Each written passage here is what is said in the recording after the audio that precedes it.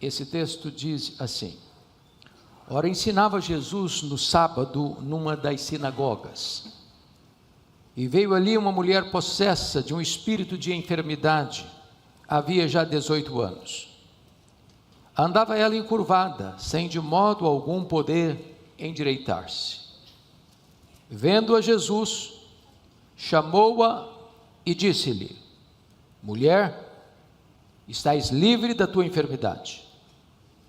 E impondo-lhe as mãos, ela imediatamente se endireitou e dava glória a Deus.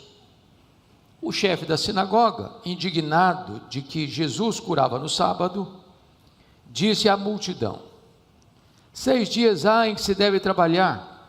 Vinde, pois, nesses dias para seres curados, e não no sábado. Disse-lhe, porém, o Senhor: hipócritas, cada um de vós não desprende da manjedoura no sábado o seu boi ou o seu jumento para levá-lo a beber? Por que motivo não se devia livrar deste cativeiro em dia de sábado esta filha de Abraão, a quem Satanás trazia presa há 18 anos? Tendo ele dito estas palavras, todos os seus adversários se envergonharam. Entretanto, o povo se alegrava por todos os gloriosos feitos que Jesus realizava. Amém. Eu quero meditar com os meus irmãos sobre o tema encurvada nunca mais. Amados, os milagres que Jesus realizou eram instrutivos e eram pedagógicos. Eram sinais que apontavam para verdades espirituais profundas de consequências eternas. Por exemplo, quando Jesus multiplica os pães, isso tinha um propósito, para ele logo afirmar: eu sou o pão da vida. Quando Jesus cura um cego de nascença, é para ilustrar o fato que ensinara: eu sou a luz do mundo. Quando ele traz Lázaro da sepultura, isso tinha um propósito: reafirmar a verdade que acabara de ensinar: eu sou a ressurreição e a vida. Aqui, no texto lido, Jesus cura uma mulher encurvada, uma mulher gibosa, ou seja, uma mulher corcunda, uma mulher com a coluna torta, uma mulher que só olhava para baixo, não conseguia olhar para frente nem para o alto. E claro, esse texto está a nos mostrar que Jesus pode endireitar pessoas ainda hoje. Não apenas pessoas gibosas, corcundas, que têm uma coluna torta, mas pessoas que andam envergadas, pessoas que andam olhando para baixo, pessoas que olham para a vida e só enxergam fracasso e derrota, gente vencida, gente esmagada, gente que, como esta mulher, não podia resolver o seu próprio problema, que não vislumbrava solução nem saída para a sua vida. Quando você olha a Escritura, você vê alguns exemplos de pessoas que se encurvaram, e se encurvaram pelo peso dos problemas da vida. Permita-me citar 2 exemplos. O primeiro deles, relatado lá em 1 Samuel 4,19, quando Israel estava vivendo os momentos mais críticos, sob a liderança impiedosa dos filhos de Eli, Hofni e Finéias, que estavam num campo de batalha contra os filisteus, vivendo uma vida irregular, pensando que as coisas de Deus operavam automaticamente, porque levaram a arca da aliança para o campo de batalha, pensando que a arca em si pudesse dar a eles vitória estrondosa. E naquele campo de batalha, 30.000 israelitas morreram. Naquele campo de batalha, Hofni e Finéias, os sacerdotes, morreram. Naquele campo de batalha, os filisteus saquearam e levaram embora e roubaram a arca da aliança. E quando a notícia trágica é trazida, a Eli, que já estava idoso, e ao lado dele estava a sua nora, grávida, já prestes a dar à luz. Ao receber a notícia, diz a Bíblia que Eli cai, morre, quebra o pescoço. E a nora de Eli, diante de tantas tragédias que pesavam sobre ela, se encurvou. E antes de morrer, deu à luz a um filho, a quem pôs o nome de Icabode. Foi-se a glória do Senhor. Há muitas pessoas hoje, irmãos, que em virtude das tragédias da vida estão encurvadas, estão olhando para baixo. O segundo exemplo é o exemplo de Davi, relatado lá no Salmo 38, versículo 6. Davi cometeu um grave pecado. Ele olhou para uma mulher e a desejou. Ele mandou investigar que mulher era essa, e foi informado que era a mulher de um dos seus valentes. Ele mandou buscar esta mulher, ultrapassando os limites da responsabilidade. E ele se deitou com essa mulher. Essa mulher ficou grávida. Várias tentativas ele teve para eximir-se do seu pecado. Não conseguiu. Então mandou matar o marido dessa mulher de maneira covarde. Ela ficando viúva, ele mandou chamá-la e fez dela sua mulher. E acrescentou mais uma mulher ao seu harém. E aquilo pesou sobre os seus ombros. E a Bíblia diz que ele ficou encurvado diante de tantas situações adversas que lhe sobrevieram como consequência do seu pecado. Hoje eu gostaria de olhar para esse texto e observar algumas verdades aqui exaradas. Em primeiro lugar, os dramas da mulher encurvada. Notem vocês, comigo por favor, com a Bíblia aberta, versículos 10 e 11, está escrito que essa mulher vai aonde Jesus está. Eu acho isso interessante, porque ela é uma frequentadora da sinagoga. Tem muita gente que, tendo saúde, não frequenta a casa de Deus. Esta mulher, apesar de sofrer, e sofrer há 18 anos, apesar de ter uma doença que certamente a carimbava, com humilhação, com vergonha, porque ela era corcunda, porque ela era gibosa, porque ela tinha a coluna torta, porque vivia oprimida, humilhada e esmagada debaixo de um fardo pesado, por saber que nenhum médico na terra podia endireitar sua coluna, porque o seu problema era além de físico e espiritual. Mesmo assim ela vai à sinagoga onde Jesus está. Segundo, essa mulher, versículo 11, ela está possessa de um espírito de enfermidade. Isso significa que o problema que ela está enfrentando não tem uma causa natural, não é um problema de saúde comum. Essa mulher enfrenta um problema de enfermidade que tem origem espiritual. Ela vive oprimida, ela vive humilhada, ela vive envergonhada, ela está possessa de um espírito de enfermidade. Há uma pressão sobre ela.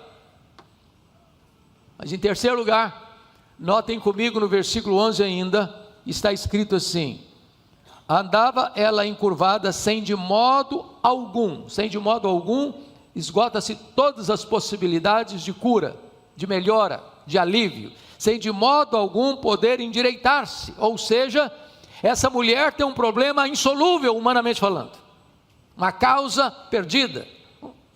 Essa mulher não tem solução para a sua própria vida. Ela é impotente, ela é uma escrava, ela é incapaz.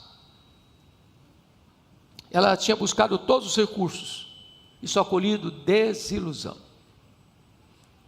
Mas, em quarto lugar, esta mulher está sofrendo há muito tempo. Versículo 11, comparado com o versículo 16, está escrito no 16 assim: por que motivo não se devia livrar deste cativeiro em dia de sábado esta filha de Abraão, a quem Satanás trazia presa? Já há 18 anos. Há 18 anos. Ou seja, é uma humilhação longa. É um problema que se arrasta. É uma situação que gera constrangimento, sofrimento, vergonha por mais de uma década. E talvez, fazendo agora uma breve aplicação, você veio aqui a esta casa e você está lidando com um problema que atormenta você há anos. Talvez um pecado, talvez um hábito, talvez um vício, talvez um problema existencial, talvez um problema de saúde, talvez um problema de relacionamento, talvez um problema familiar, talvez um problema crônico, que achata você, que esmaga você, que perturba você, que humilha você, há anos. E eu olho para a Escritura e vejo que algumas vezes, pastor Jailton, a Bíblia tem cuidado de dizer há quanto tempo a pessoa estava sofrendo. Por exemplo, lá em Cafarnaum, Jesus cura uma mulher, anônima, incógnita, mas que tinha um problema de uma hemorragia crônica há 12 anos. Responsavelmente ela buscou tratamento, investiu recursos para ser curada, e o seu problema não era solucionado, e o problema se arrastava e se agravava, 12 anos, até tocar na orla das vestes de Jesus e ver a sua hemorragia estancada. De outra feita, Jesus está em Jerusalém, vai ao tanque de Betesda, onde havia 5 pavilhões, uma multidão de enfermos, incuráveis, cegos, coxos, paralíticos, gente que estava ali nutrindo uma vaga esperança de pular numa fonte d'água para ser curada, ocasionalmente. E eu fico imaginando até com um senso de humor o texto, porque se era o primeiro que pulava na água que era curado, um paralítico era o último da fila a alcançar esse projeto. Um paralítico não se movimenta, quanto mais pula e quanto mais adianta na fila em face às outras pessoas. E Jesus o vê, e Jesus identifica que esse homem está paralítico há 38 anos. Há 38 anos. Quando Jesus lhe pergunta: você quer ser curado? Hoje Jesus está aqui para trazer alívio, libertação e salvação para quem está encurvado há tanto tempo. Segundo ponto que eu gostaria de destacar no texto, irmãos, é quem encurva as pessoas. E por favor observe comigo o versículo 11. E veio ali uma mulher possessa de um espírito de enfermidade. Agora o verso 16.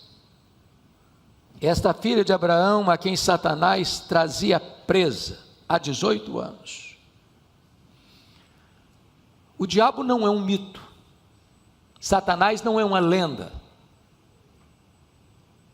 É um ser maligno, perverso, assassino, pai da mentira, destruidor, Abaddon, Apolion, tentador, adversário, acusador, que veio para roubar, para matar e para destruir.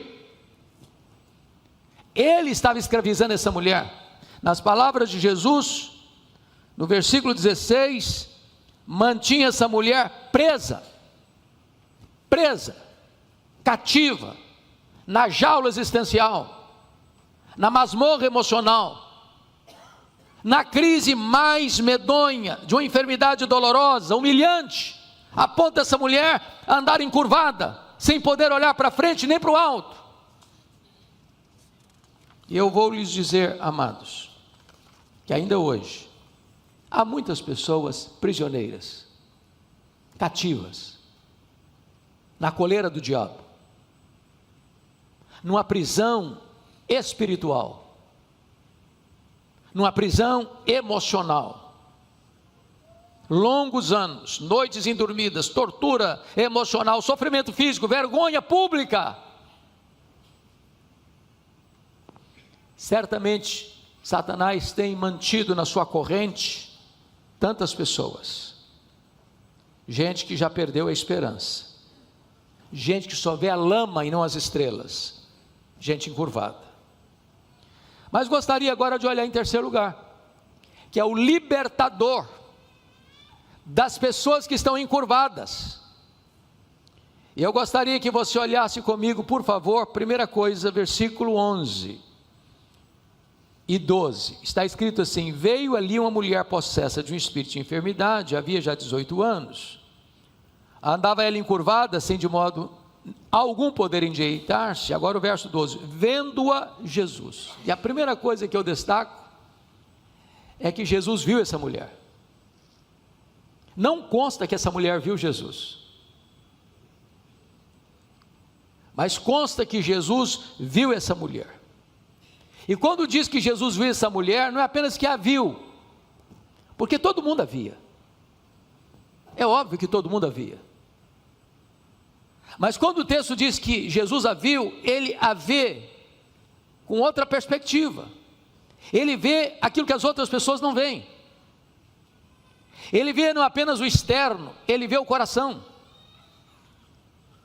ele vê não uma pessoa torta que entra na sinagoga, ele vê uma mulher encurvada há 18 anos, ele não apenas vê o retrato da tragédia estampado no corpo daquela mulher, ele vê Satanás por trás dessa mulher, que mantinha essa mulher presa há 18 anos, ele vê o que as pessoas ignoram, ele vê o que as pessoas não enxergam. Jesus está aqui hoje, e ele vê também o que as pessoas não estão vendo, ele vê suas lágrimas, ele vê a sua dor, ele vê o seu sofrimento, ele vê as suas madrugadas insônias, ele vê suas crises emocionais, ele vê suas dores morais, ele vê os seus problemas espirituais, ele vê o pecado que tenazmente assedia você e mantém você numa corrente. Jesus está aqui hoje, ele está vendo você e a mim e a nós. Segundo lugar, veja você versículo 12, vendo a Jesus, chamou-a. Jesus chamou essa mulher, bendito seja Deus, porque essa mulher está na sinagoga, mas ninguém olha para ela, ou ninguém se importa com ela nesse sentido, ninguém se importa com o seu sofrimento. Talvez ela fosse recorrentemente a essa sinagoga, talvez ela retornasse a essa sinagoga sábado após sábado, semana após semana, dia após dia, e ela não encontrava ninguém que se importasse com ela, ninguém que chamasse a ela pelo nome, mas Jesus a chamou. Chama para a cura, chama para a libertação, chama para a salvação, chama para o alívio da sua dor. Mas em terceiro lugar, confira comigo o versículo 12, vendo a Jesus, chamou-a e lhe disse, mulher, estás livre da tua enfermidade. Jesus lhe dá uma palavra de libertação. Mulher é um termo respeitoso, como senhora. Estás livre da tua enfermidade. Estás livre da tua enfermidade. Notem vocês que Jesus não pediu uma opinião ao chefe da sinagoga, Jesus não discutiu nenhum problema de causa mais profunda, ou das crises existenciais dessa mulher. Ele dá uma ordem clara, objetiva, imperativa, peremptória: estás livre da tua enfermidade.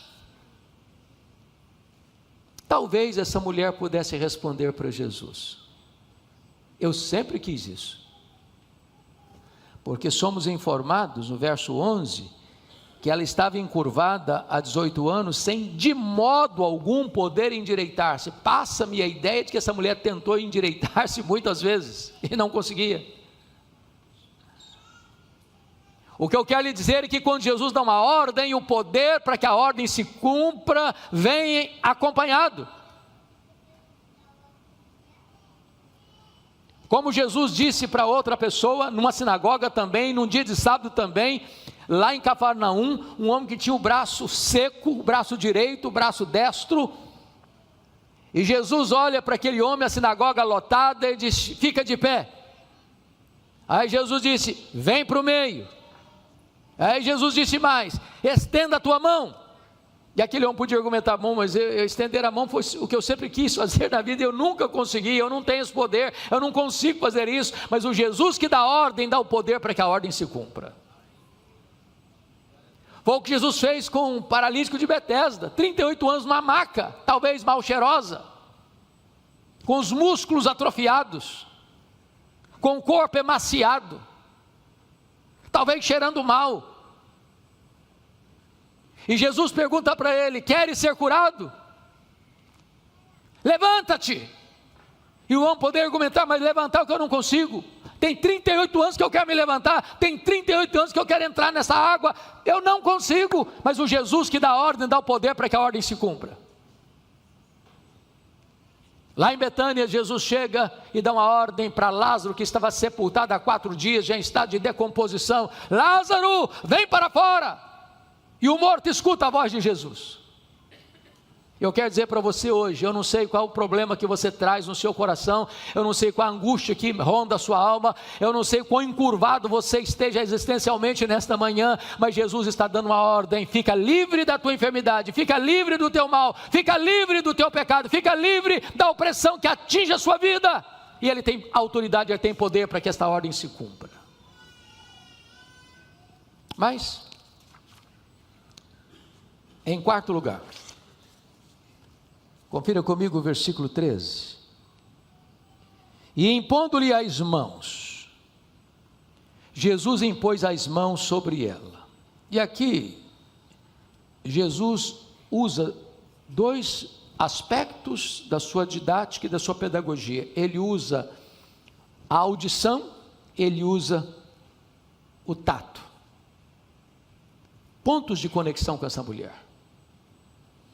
Agora, o que me impressiona, pastor Jailton, é que, embora o texto esteja nos informando que essa mulher estava possessa de um espírito de enfermidade, eu quero crer, e acompanhado talvez pela maioria dos bons comentaristas de Lucas, que aqui não se trata de uma possessão clássica,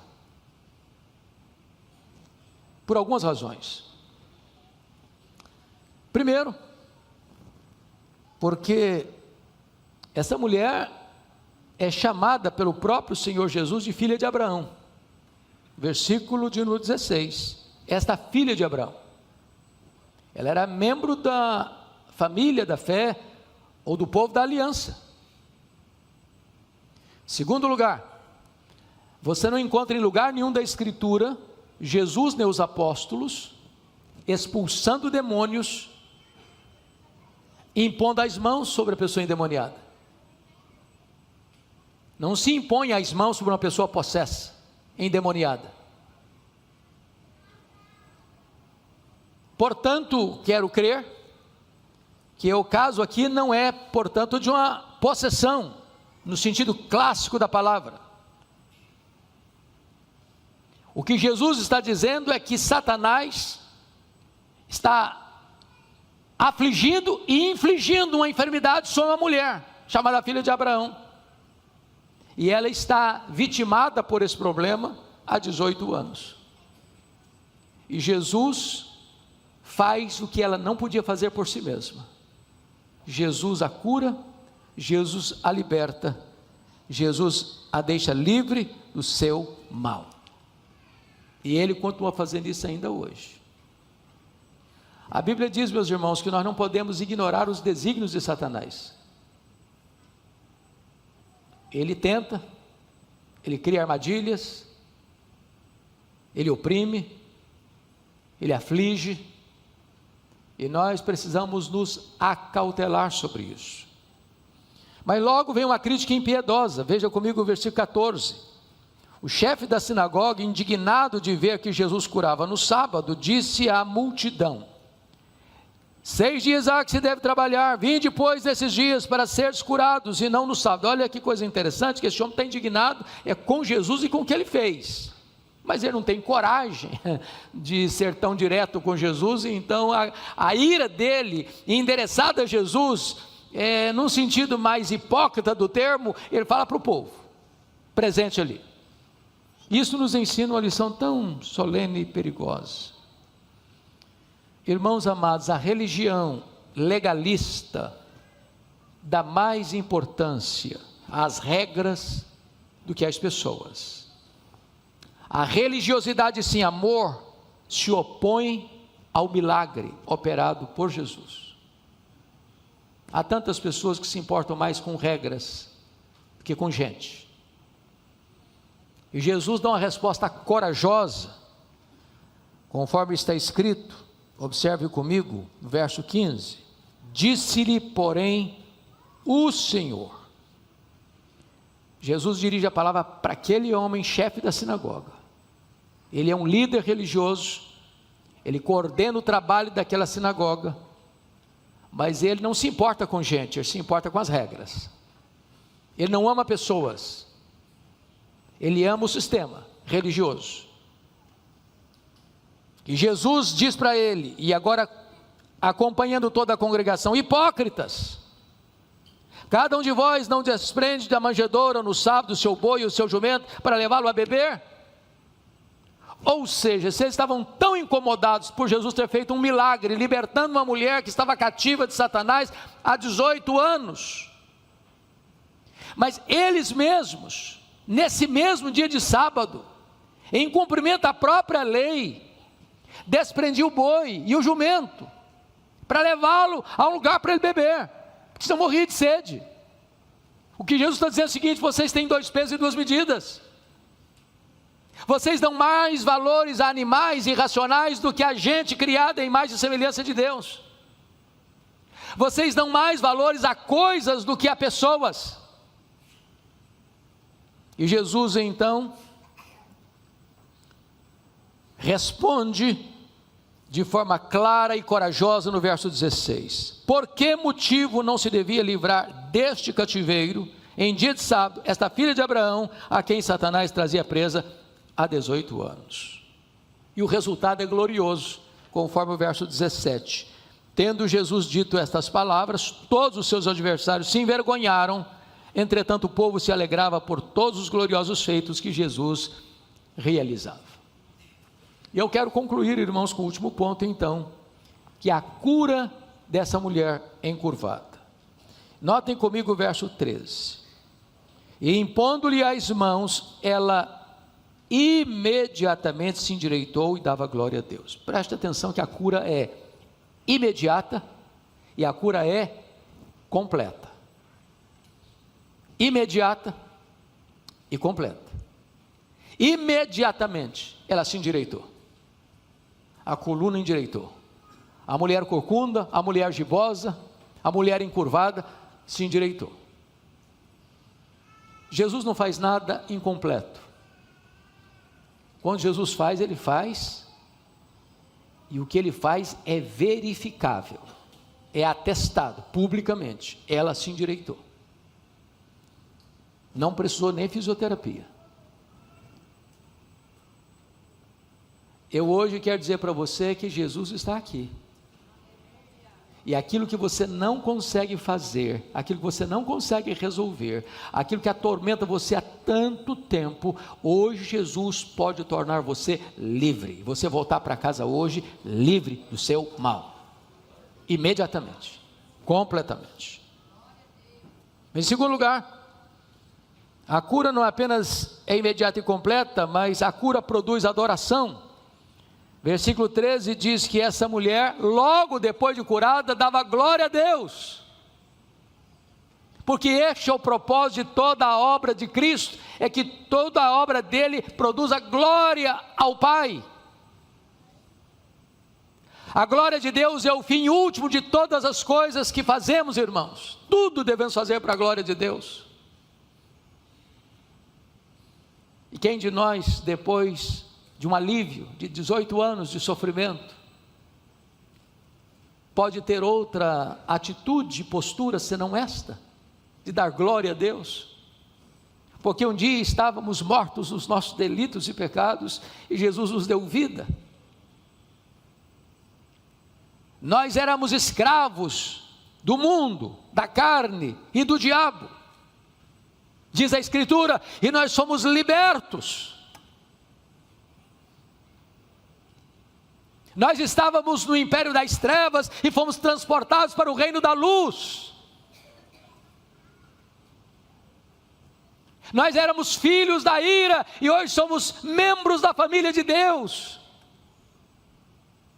Estávamos prisioneiros na coleira do diabo e Jesus foi lá e quebrou as nossas algemas e nos tornou verdadeiramente livres. Alcançou-nos tão grande salvação e o resultado disso é que nós devemos também dar glória a Deus por tão grande salvação. A palavra de Jesus para você nesta manhã é a mesma que deu para aquela mulher: fica livre do teu mal. Fica livre do teu mal. Encurvado, nunca mais.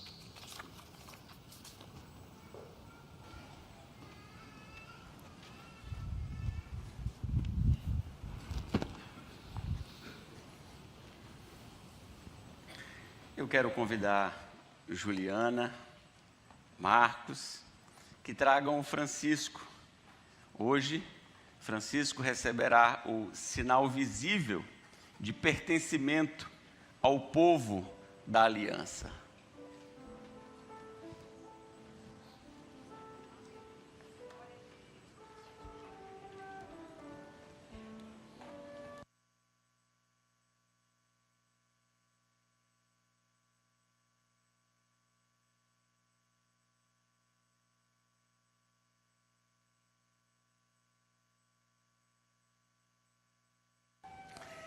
Meus amados irmãos, que privilégio nosso como Igreja do Senhor Jesus Cristo, participar desse momento tão importante, quando Juliana, na condição de membro, fará livremente e publicamente os seus votos com relação à vida espiritual do Francisco.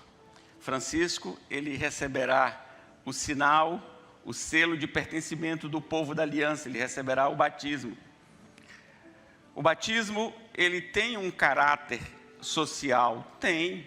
Hoje, familiares, amigos estão aqui presentes. O casal convidou e eles, respeitosamente, estão aqui para esse momento. Mas o caráter social, ele é secundário. O que prevalece é o caráter espiritual, que é primário, que é o mais importante. São votos que serão feitos, Juliana, para a vida toda, não apenas aqui e agora, e findam-se as responsabilidades, mas elas estarão acompanhando o Francisco durante todo o tempo, e você como mãe, orando, ensinando, instruindo, orientando o Francisco. Portanto, livremente eu pergunto a você, Juliana, você crê em um só Deus, que subsiste em três pessoas, Pai, Filho e Espírito Santo, em Jesus Cristo como o Redentor dos eleitos, no Santo Espírito como aquele que procede do Pai e do Filho e é o vivificador da igreja? Você confessa que a Bíblia é a palavra de Deus, a nossa única regra infalível de fé e prática, toda ela inspirada, suficiente e inerrante? Você se compromete a orar com Francisco e por Francisco, a ensiná-lo, instruí-lo, dar a ele a formação devida para que ele mesmo possa proceder à leitura das Escrituras, ensiná-lo a amar e a respeitar o culto divino, obedecer e amar as autoridades constituídas por Deus para o governo, ensino e disciplina, enquanto elas forem fiéis às Sagradas Escrituras? Diante dos votos que você livremente acabou de proferir, diante da igreja aqui reunida, diante de Deus, eu tenho então o privilégio de ministrar o batismo a Francisco. Há alguns domingos eu fiz uma provocação à igreja, qual a razão dele chamar-se Francisco. E eu disse que isso tem uma conotação histórica para com a nossa igreja. E algumas pessoas vieram me procurar depois, mas por que o senhor provocou e não deu a resposta? Era justamente para que você pudesse procurar a família e saber por que ele se chama Francisco. O reverendo José Francisco, avô do Francisco, pastoreou a nossa igreja e exerceu um papel muito importante na nossa denominação num momento tão delicado na nossa região. E hoje, Dona Maria está ali, a bisavó, desculpe, o Rômulo e a Eri estão ali, os avós, e menciono-os representando todos os demais familiares e convidados que aqui estão, para esse momento, que é um momento tão especial.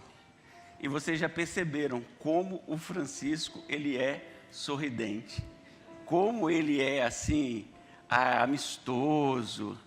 Francisco, na condição de ministro do Evangelho, eu te batizo em nome do Pai, do Filho e do Espírito Santo. Amém. Ó Deus bendito, graças nós te damos pela vida de Francisco. Graças nós te damos porque ele nasceu com saúde e cresce integralmente para a glória do teu nome. Graças nós te damos, ó Deus, por seus pais, pelo Marcos e pela Juliana. Graças nós te damos pela educação, pela instrução que eles têm oferecido ao Francisco. Ainda tão novinho, recebendo, ó Deus, o amor, o carinho, a ternura, o respeito e o ensino da tua palavra. Que Francisco, ó Deus, continue crescendo integralmente, fisicamente, emocionalmente, intelectualmente e, acima de tudo, espiritualmente. Que no tempo próprio ele aqui professe a sua fé em Cristo Jesus como seu Senhor e Salvador. Ó Deus, guarda-o e seja sempre ele identificado como ovelha do teu pastoreio, como ovelha do Supremo Pastor. Continue, Francisco, trazendo alegria à sua família, à igreja e à nossa sociedade. Seja ele sempre, ó Deus, uma criança que é vista como pertencente ao bom pastor. Oramos em nome de Jesus. Amém. Eu vou pedir ao pastor Hernandes que, por gentileza, traga uma lembrança da nossa igreja, é o nosso Catecismo de Westminster ilustrado, para a família.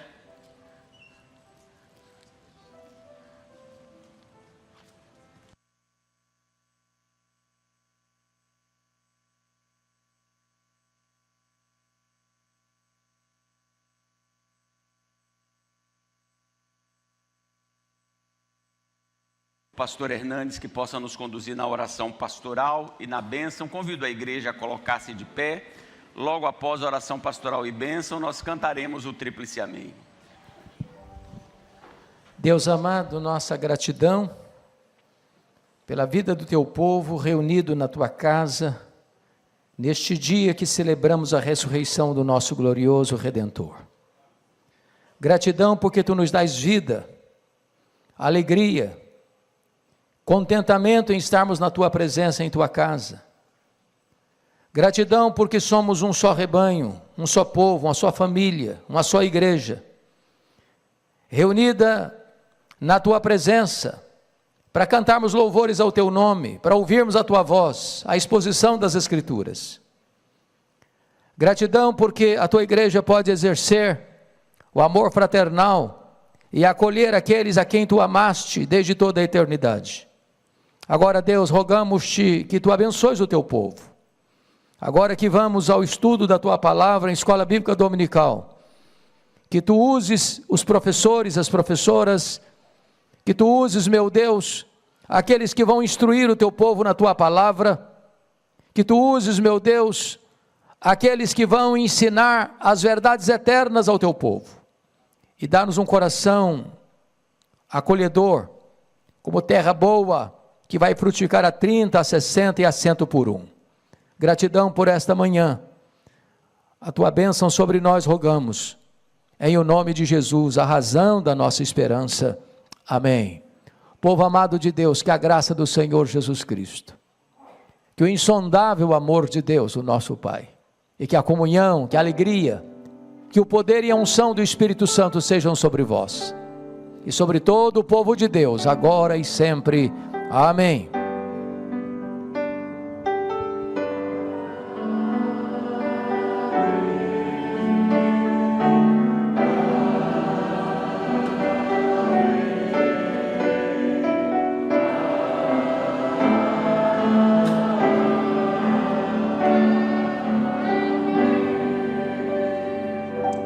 igreja pode assentar-se. Uma palavra especial aos que nos visitam, uma palavra de gratidão e o convite para que retornem em outras oportunidades. Atenção, irmãs, mulheres da nossa igreja, de 12 a 13, 12 e 13 do 6, iniciando às 19h30 no dia 12 e prosseguindo às 8 horas do dia 13, nós teremos o nosso encontro de mulheres. Então, você que ainda não fez a sua inscrição, por favor, faça a sua inscrição. O tema do encontro é produtivas ou frutíferas, um tema desafiador. Então, você, mulher da nossa igreja, que ainda não fez a sua inscrição, por favor, vá até o nosso Instagram. Há um link ali no Instagram e você vai poder fazer a sua inscrição. O programa de discipulado feminino, com 5 grupos, temas provocantes, encorajadores, está aberto. E você deve também fazer a sua inscrição. Você tem a modalidade presencial e a modalidade online. Então, procure Denise, veja com ela um dos temas que está à disposição e faça a sua inscrição. E para os namorados, noivos e casais, o jantar dos namorados, dia 20 de junho, às 20 horas. Nosso irmão Regis está ali, você o procura depois e faz também a sua inscrição.